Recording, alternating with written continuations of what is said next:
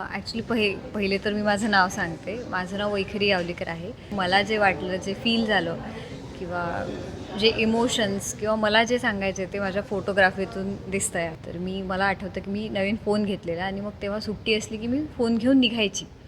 चला काहीतरी कॅप्चर करू आणि मग असं वाटलं की यार जमतं आहे आता. असं होतं की प्लेसनुसार ठरत नाही. मला जे दिसलं वेळेवर, मला जे भावलं किंवा मला ते इमोशन्स दिसले, तर मग मी ते कॅप्चर करते. असं पर्टिक्युलर प्लेसबद्दल नाही सांगू शकत. मी एक अनुभव सांगते.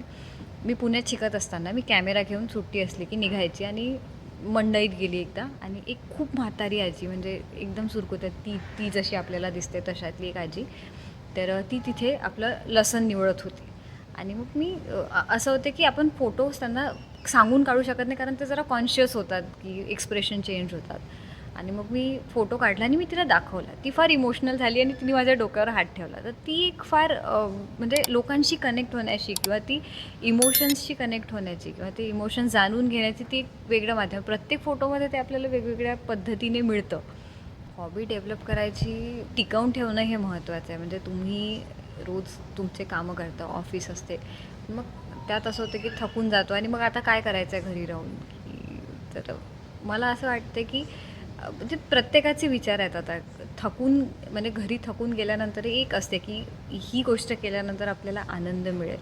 मग ती गोष्ट कंटिन्यू ठेवायला पाहिजे. ती मागे पडत चालली आहे कारण आपण रोजचं शेड्यूल आणि ते सगळं hectic schedule, office, college, school, त्याच्यामुळे ते कुठे कुठे मागे पडत जात आहे. मग मला असं वाटतं की तुम्हाला काय वाटतं आहे, कारण ही एज आहे की तुम्हाला काय वाटतं आहे ही जास्त महत्त्वाचं आहे. कारण पुढे आयुष्यात जाऊन रिग्रेट नको व्हायला की यार मी त्या पर्टिक्युलर एजमध्ये काहीतरी केलं असतं तर ते भारी झालं असतं किंवा ते चांगलं झालं असतं.